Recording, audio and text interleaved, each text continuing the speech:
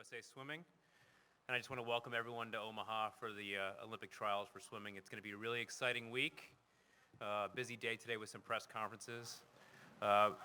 We're screening this live on usaswimming.org trials, which is also the website throughout the week for your information. And once again, we just ask if you can use the hashtag SwimTrials16 hashtag throughout the week, and that will put your content along with all the user-generated content that's going to be created. First press conference, the lady to my left is no stranger to anybody. 2012 Olympic gold medalist in the 800 free. Last year in Kazan, won 200, 400, 800, and 1500 freestyles, the first time ever an athlete has won 4 freestyle golds in a world championships. Her head coach, Bruce Gemmell, and representing Nation's Capital Swim Club is Katie Ledecky. So Katie, why don't you go ahead and... Yeah, thank you, Scott. Is this on? Good. I'm really excited to be here in Omaha. I'm excited to get started racing. I love this pool. It brings back some great memories from 4 years ago. I swam here last night, and I didn't have the same goosebumps that I had when I walked into the pool last night as I did 4 years ago, but once I hit the water, I got those chills and kind of remembered that the last time I was in that water was when I was qualifying for the Olympic team 4 years ago. So it's a pretty special feeling to be back here, and again, just really looking forward to racing and having a lot of fun this week. So I'll ask the first question, and then we'll turn it over to the folks in the crowd. When you have a question, please just raise your hand. We have some side mics, and if you could just identify yourself, name and affiliation. But Katie, first question would just be, what was your reaction the first time you swam over there in 2012 when you kind of entered the arena for the first time? Yeah, I had those goosebumps. It's a pretty special venue, a pretty special place. When you get to swim in front of 14,000 people and have that opportunity, and it's really cool that 1,800 of us get that opportunity here in the U.S., and I know everybody's really looking forward to racing, and it's just an atmosphere unlike any other, and it certainly prepares you well for the Olympics. I think this environment is just as special as the Olympics and just as exciting, if not more. So it's something you just kind of have to take a step back and really appreciate and enjoy it a lot. Beth. Hi, Katie. Beth Harris, AP. What'd you think when you maybe walked up to the front of the building and saw your face splashed in? Yeah, that's a little different than 4 years ago too. I took a selfie with it. Yeah, it's cool. It's different. Again, it's just amazing how USA Swimming does a great job of making things bigger and better than the last time, and I'm happy to be a part of it. Hi, Katie. About that 400 IM entry, do you intend to swim it? That's still to be decided. Have 2 days, so not too worried about it right now.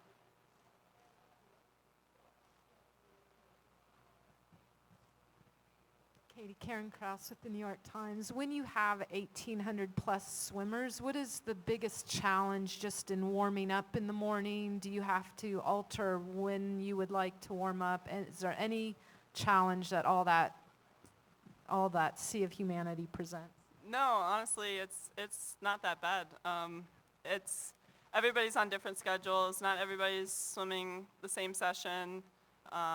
We have 2 big Olympic-sized pools, 10 lanes, 50 meters. There are even a couple of short course lanes in the warm-down pool, so there's plenty of pool space, and there are pools across Omaha, too, that are open for swimmers to go to. So it should be fine, and the warm-up pools at international meets are really crowded, and people from all different countries, and I think those are the craziest. So it's nice when everybody's circle swimming the right way, and it shouldn't be too bad. Good. Hey, Katie, Dave from the Washington Yep. Post. Yep. Can you take us through your last month or so since the Atlanta meet? I know you got to go to your brother's graduation. Can you just, how cool was that for you to be able to do that in the middle of, a pretty serious time of your year? And also, what your taper has been like now versus Rio. Yeah, so I went to the Atlanta meet in mid-May, I guess it was, and then I went from there to Colorado Springs to train at the OTC for just 10 days, get some altitude training in and just kind of have a tune-up camp there. And then I went from there to my brother's graduation, and I only spent 24 hours there, flew home the next day. But it was really great to be at my brother's graduation, and it was a special time for our family, and it's really fun to celebrate that with him and be there for that. And he'll be here in Omaha cheering me on, as well as about 55 family members. So it's great to have family support like that, and I like to give that support back to my brother as well. And then after that, I went home, and I've been home since then, just finishing up training, getting some rest, and feeling good in the water. Taper.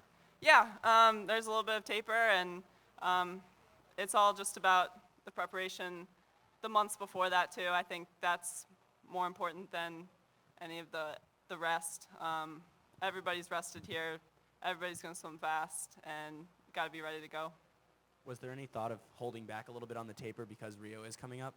All the taper questions could go to my coach, Bruce. I just do whatever he writes on the board for practice. We don't really have any discussions about, we're not going to taper for this, we're going to taper for that. It's all up to him. I do whatever he tells me, and I feel rested and ready to go, and I should be able to swim fast this week.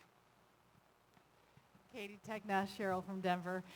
You're so calm, cool, and collected every time you're in an interview or a presser, but those moments when you touch the wall, the video and the pictures are these fantastic faces and this passion, these expressions. Talk to me about the emotion you have in the pool, which is so different than like these moments now. Yeah, that kind of just flows with the adrenaline and excitement. I never, planned to get all excited, but sometimes when you see the time or the place on the board, you can have that reaction, and I'm sure you'll see a lot of those reactions at this meet with people qualifying for the Olympics and people qualifying for the Olympics for the first time, people who missed the team last time that'll make it this time. It's a meet like no other, and I can't wait to just watch a lot of the races and see that excitement, see that joy, and see the other side of it too. I mean, there can be a whole lot of emotions at this meet, and I think that's something that's a little different than 4 years ago. Just knowing a lot more people on the national team and all these other swimmers, I wasn't really aware of that 4 years ago. I just kind of did my own thing, but I know I have a lot of friends on the national team and people that are here that, some will make it, some won't, and just want everybody to do their best and be happy with their outcomes. Katie, what's changed this year as far as focus on the 100 free? Has your training changed at all, and how are you sort of breaking down that race coming up later this week? Again, that all goes to Bruce. Do whatever he tells me to do at practice. We have been able to focus a little more on the shorter races this year, just with not having to swim the mile this year. But really, I mean, it's not something where we sit down and say, okay, we're really, really, really focusing on this race and not on this race. It's kind of all the same amount of focus on all the races. Obviously, the 400 and the 800 are kind of my go-to races and the races I really, really love. But I do also really like the 100 and the 200 and want to do just as well on those. Nicole. Katie, Nicole Auerbach, USA Today. Outside of wanting to swim really well the last time you were here, what was your feel of your chances to make the team? It's got to be a completely kind of night and day experience from now, but can you kind of walk us through mentally what you were hoping and kind of expecting, what your chances were you thought, and how that all played out? Sure, I think I was seeded second or third going into either the 400 or the 800, maybe both. I had some really good months leading up to Omaha in 2012 and knew I was going to be in contention, and I placed third in the 400 free the first event. I got ninth in the 200 free, so just missed the final. And then I made the team in the 800 with the win here. So I thought I had a chance, kind of an outside chance, but I wanted to give it my all and see if I could do it. If I didn't do it, I would train for another 4 years, and it was good to have the experience here and would be prepared for this meet. So I feel like I had the great experience 4 years ago, and I've gained a lot of international experience since then, and I feel a lot more comfortable on deck and being in this kind of environment than I did 4 years ago. Katie, when you hear or see the news reports about growing security concerns in Rio, the Zika virus, people calling for the games to be canceled or postponed, what goes through your mind? It's not something that we swimmers really like to think about that much. Right now our focus is just on trials and making the team so that we can get to Rio. I think USA Swimming and the USOC will do a great job of preparing us to the best of their ability to get us ready for all of the different circumstances that could come up, just like any other meet. And each place, each Olympics seems to have different things that could be thrown our way, and we just have to do the best we can to prepare for this. No, not really. I mean, when you're watching the news and it comes up, sometimes listen, but I know I just have to listen to USA Swimming and USOC, and they'll tell us what's best. Hi, Katie. Paul Newberry from Associated Press. Couple of questions. First, seriously, is there any concern, you or any talk among the swimmers about how clean the Olympics are going to be? We've heard all the stuff with the Russian Track Federation, the Russian track athletes being banned. Some swimming cases have come up in other sports. Any concern about that, you know, things will be on a level playing field in Rio? Yeah, there's definitely talk occasionally about it, and it's really disappointing the amount of doping there is in sports today, and I think we're all happy that people are getting caught, and they're being a little tougher on things, so hopefully that'll continue, and we can all feel confident going in that we're competing against clean athletes, and I think hopefully the testing will continue to get better over the years, and I think it's good that there's been more attention brought to it the last couple weeks, the last couple months, and yeah, again, hopefully things will be good, everybody will be clean in Rio. We'll see. Yeah, I mean, I guess a little bit of a follow-up to that one, too. You know, like you said, there has been talk among the swimmers, because you can't help but when you hear, like, even when they were testing in Sochi, that perhaps yeah, there was I mean, some... it's not like people discuss it a lot, but there's a level of frustration and anger that comes with it, I would say, when there are swimmers caught or other athletes, and you see that it's maybe at a larger scale than people would have thought. So again, I think if we can raise more awareness about it and have improved testing, have these people banned or suspended, whatever needs to be done, things just need to get tougher. Okay, and one more to the dreaded self-assessment question. How are you different than what the scared, or not scared, but nervous 15-year-old who came here 4 years ago? How do you think you've just changed as not so much as a swimmer, but as a person, and you know, away from the pool of the last 4 years? That's a good question. I mean, I think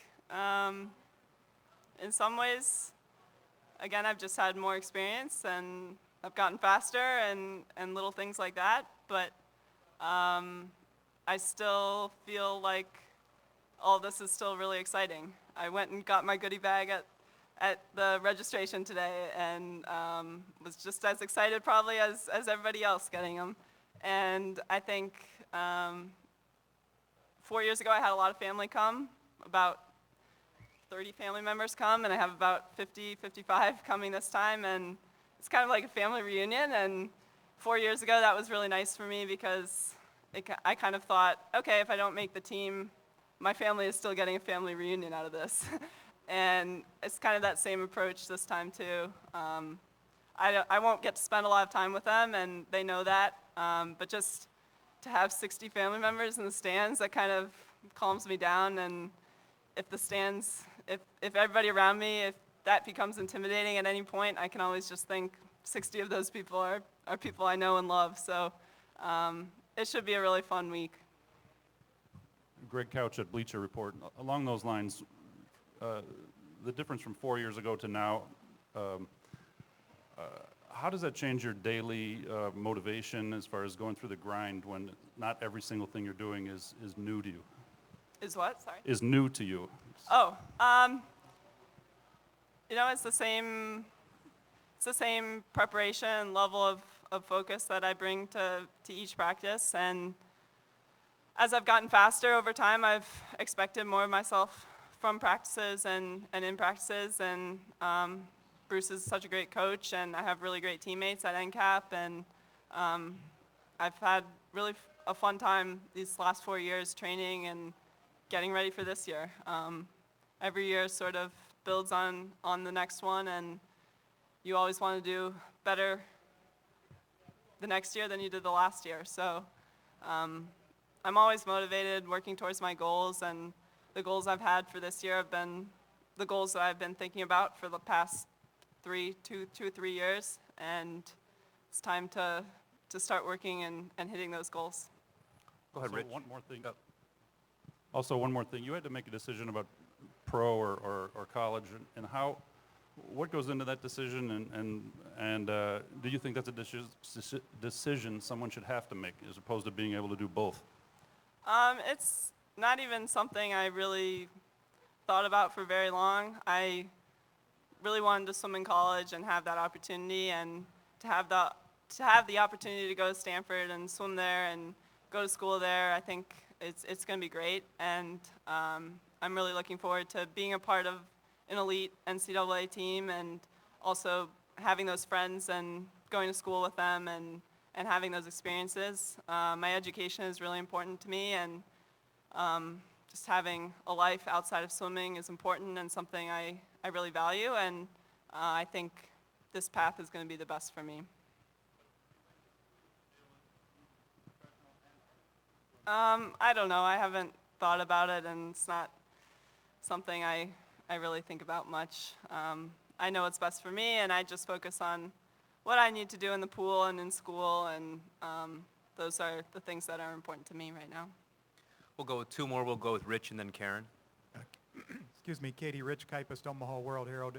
What was maybe the biggest lesson learned or mistake made here 4 years ago by you that in retrospect was maybe inevitable for a 15-year-old that you don't do the second time around? I don't know. 4 years ago, as I said, I got third in the 400 and ninth in the 200, so I just missed the final where the top 6 make the team. And that was tough at first, but also my coach at the time, Yuri, was really positive with me and was really good about putting things in perspective. I still went best times in those events, and was able to come away from those events and really prepare for the 800 and get ready to give it my all in that, and I made the team and I was happy. So I don't think I have any regrets or things that I need to do better this time. I think 4 years ago it was all just new, and I was doing whatever I was told, and this time I think I feel a little more comfortable. Bruce will still tell me what to do most of the time, and I really welcome that because it kind of keeps me focused and just know what I need to do when I get into the races. So you kind of have to treat this like any other meet, but also there's going to be more excitement there and more energy that you have to really prepare for and acknowledge. Karen? Katie, a follow on Bruce. What, in your mind, is his greatest strength as a coach? He has to be in the room for this one, huh? I think it's that he always keeps me really relaxed, and we're always laughing, having fun. He's pretty sarcastic and can bicker a few times, and it's really funny to watch him and Andrew, his son, who's also going to be here, argue about things, and it's just always fun on the pool deck with him, but at the same time, he always keeps me very focused and I try to follow everything that he tells me to do before races, and sometimes he has to remind me 1,000 times, but it always pays off, and I'm just really happy that I've had him as a coach these last 4 years, and I've had a lot of fun along the way. Oh, just little things with certain races, things that he tells me almost every meet, and sometimes I forget to do them, but hopefully at the big stage here, everything can come together. Great. Thanks, Katie. Appreciate your time this Thank morning. you We'll all. see you throughout the week. Thank you. We'll be back in a few minutes with Elizabeth Beisel is up next.